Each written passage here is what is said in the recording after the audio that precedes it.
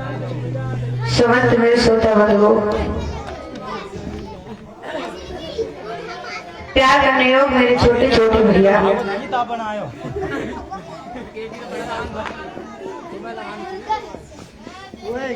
सती अनुसुईया जैसी भूमि में पलने वाली हमारी माता है बहने। कैसे को बात बड़ा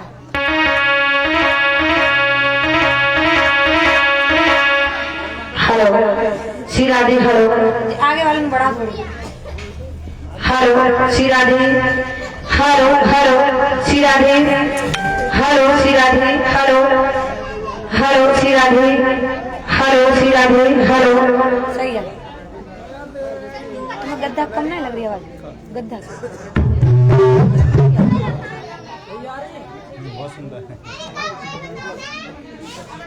लताओं और पताओं में निवास करने वाले सभी हमारे देवी और देवता, मंदिरों में निवास करने वाले सभी हमारे देवी और देवता, इस पावन पवित्र धाम पर निवास करने वाले सभी हमारे देवी और देवता,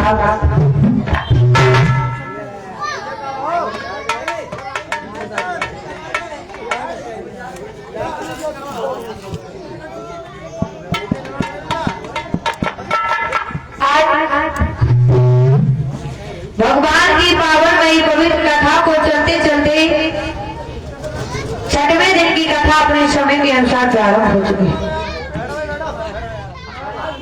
और छठवें दिन की कथा अपने समय के अनुसार प्रारंभ हो चुकी है।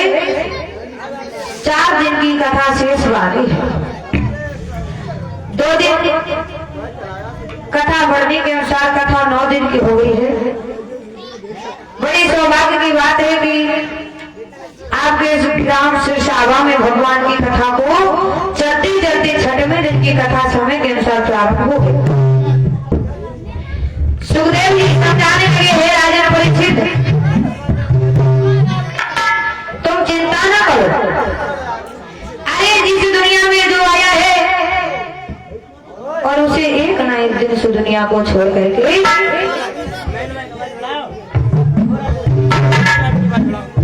जाना है, और इस दुनिया में जो आया है एक ना एक दिन जाना है। उसे इस दुनिया में रह करके कोई भी उम्र नहीं।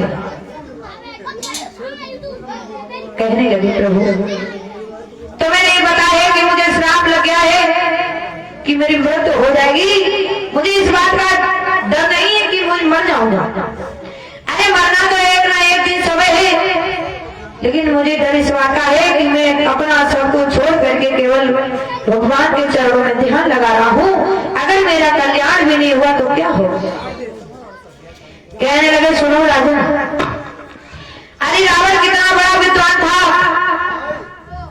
उसने सभी देवताओं को अपने बस में कर लिया था।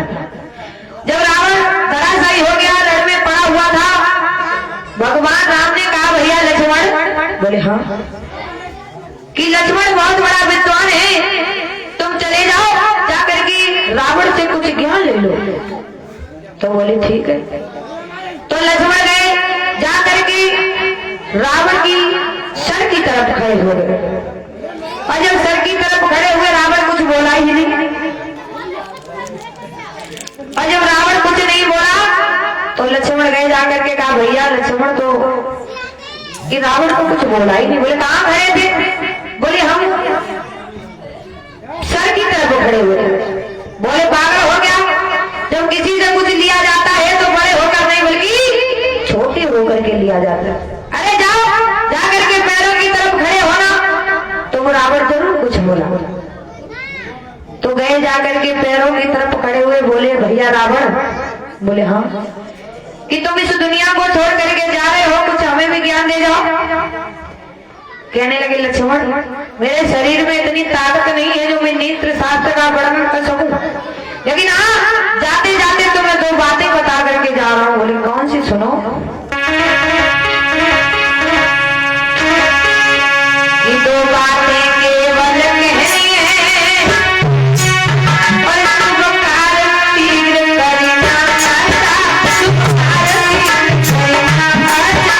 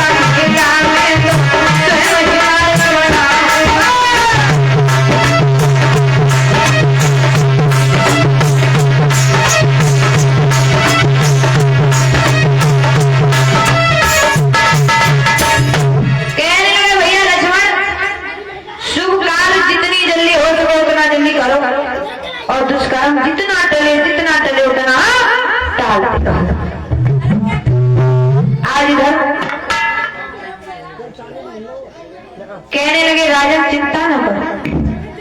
अरे हमारी तुम्हारी तो बात छोड़ो, दुख तो भगवान पर भी पड़ा था, दुख तो भगवान पर भी पड़ा था, तो हमारी तुम्हारी क्या है। अरे भगवान कन्हैया ने मथुरा के जेल खानों में अवतार लिया, उनमें तो इतनी शक्ति थी, वो चाहते तो बचपन में ही वहीं पर भोजराज कंस का वध कर सकते। कहने लगे हाँ, कहने लगे राजा, अरे हमारी तुम्हारी तो बात छोड़ो, भगवान ने भी दुख झेले, जो भगवान दुख झेल सकता है तो हमारी और तुम्हारी क्या होगा। कहने लगे तुम्हें नहीं पता राजन, सुनो कि एक दिन रावण ने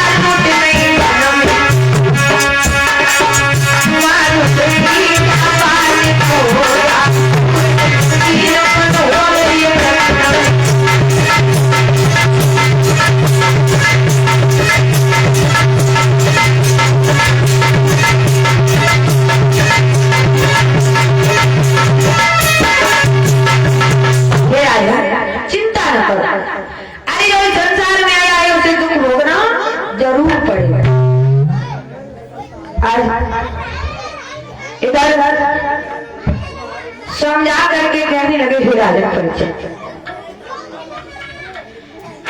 भगवान कन्हैया ने जब माखन चोरी की और जब माखन चोरी की तो वो शीला नाम की जो स्त्री थी वहां से चली गई और जब चली गई तो मैया यशोदा ने एकदम से कन्हैया को पकड़ो और कन्हैया को पकड़ करके कहने लगी श्याम हमें एक बात बता कि रोज रोज सखियां शिकायत लेकर के आती हैं, ये झूठ लेकर के आती हैं कि सच है। कहने लगी भैया तुम्हें विश्वास ना हो। अरे तुझे नहीं बताया माँ ये गोपियां सब झूठ शिकायत लेकर के आती हैं। अरे अगर मैं गली से निकल करके जाऊं तो हमें ये बुला लेती है। अब आज बैठेगी कथन जाके, हाँ बैठेगी बड़ा थोड़ी। लाइट चल रही जनरेटर कहा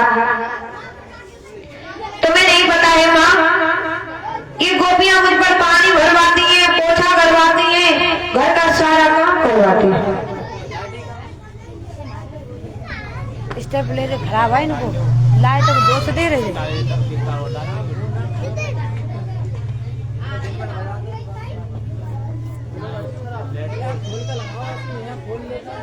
का तुम ना अपने होश रात तुम्हारा सामान तुम खुद देखे करा।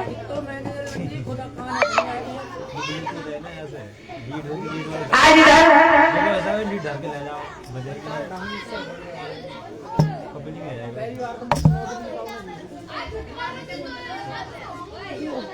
ऊपर रख दे क्या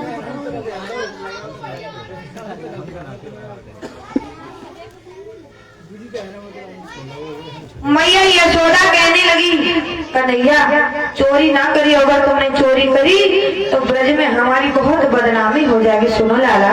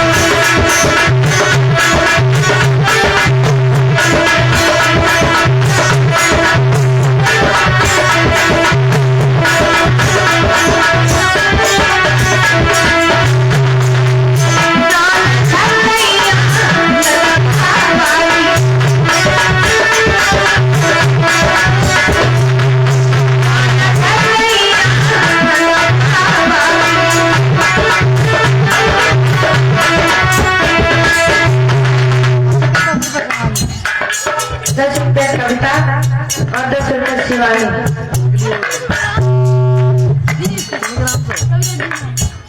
20 रुपया कविता और 20 रुपया शिवानी। भगवान की कथा में दान देने की कामना करे प्रभु। ऐसे लोग हमेशा धर्म के रास्ते पर चलते हैं, सद्बुद्धि भंडार हो कि भगवान से आशा और आकांक्षा करें।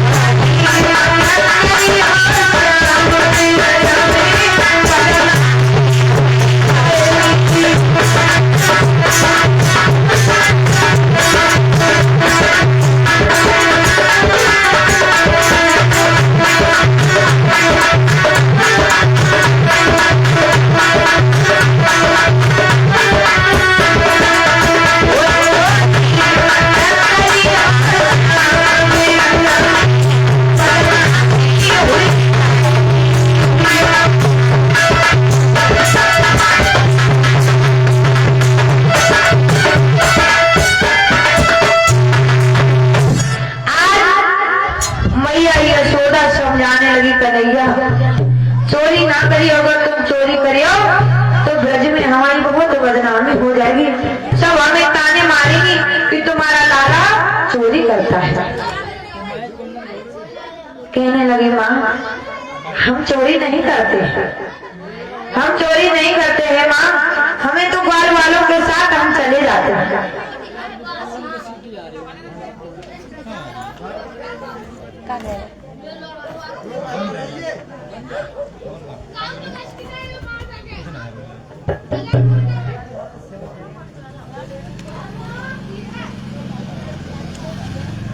कहने लगी ग्वाल वालों मैया यशोदा को समझा करके कहने लगे मैया हम चोरी करने नहीं जाते, लेकिन तुम्हें बताया माँ कि गोपियां जो है ना झूठी शिकायत लेकर के आ जाती है। भगवान कन्हैया बाहर आए, कहने लगे ग्वाल वालों ये बताओ जब गोपी आई है और हमें छोड़ के चले गए तुम सब आए, अरे माता घाव सब और पिटाई खाए हम। कहने लगे कन्हैया बड़ो अच्छो लगो, क्यों? कहने लगे जब गोपी तो पकड़ के ले गई तो बड़ो अच्छो लगो। बोले क्या है जैसे कि जब वो पेड़ पकड़ के ले गई हमने सोची कि आज तो कन्हैया पे बहुत मारती। बोले अच्छा क्यों? लेकिन कहा करें कन्हैया जब वो पेड़ पकड़ के ले गई तो वो डर तो बहुत लोगों, लेकिन हम कहा करें, लेकिन हाँ आज तो मैया यशोदा ने तो खूब मारो दो। बोले अच्छा, बोले मारो हो चाहे मारो, लेकिन तुम बताओ तुम तो हमें छोड़ के चलिए। बोले हमें बड़ो अच्छे। बोले सुनो कन्हैया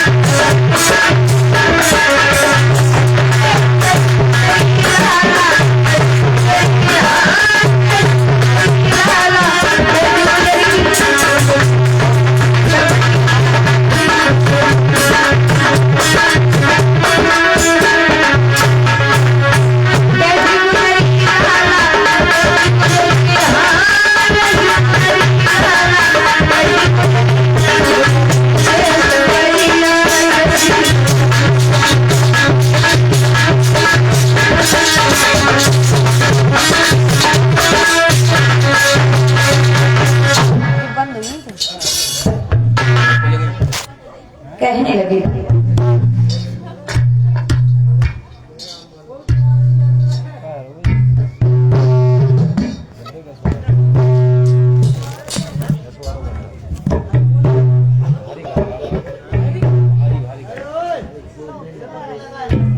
आज घर देखा भगवान कन्हैया से कहने लगे आज तो बहुत पारी होगी। बोले चुप रहो, एक तो तुम हमें छोड़ के चली आई, ऊपर से तुम हमारी हंसी उड़ा रहे हो। आज के बाद तुम्हें तो संग नहीं रखे। बोले अच्छा, अगर तू हमें अगर संग नहीं रखेगो तो तू माखन भी नहीं खा पाएगा। बोले अच्छा। बोले हाँ। ग्वाल वाले कहने लगे सुनो कन्हैया,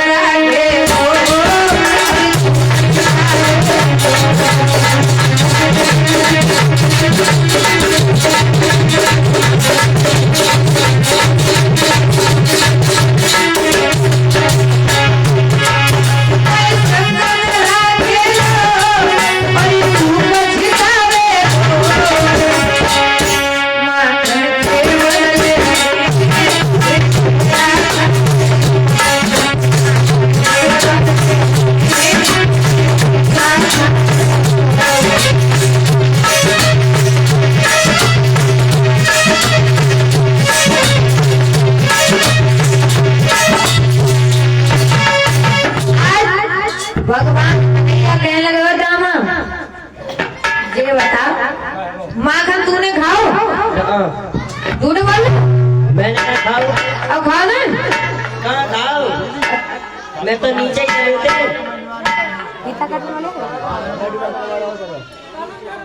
कमेटी वाले भैया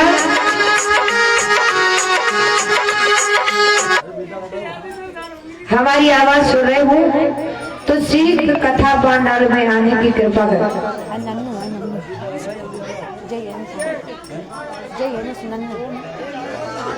कमेटी वाले भैया हमारी आवाज सुन रहे हैं, हमारे नन्नू भैया, आकाश भैया, हमारे सभी कमेटी वाले भैया आ जाए।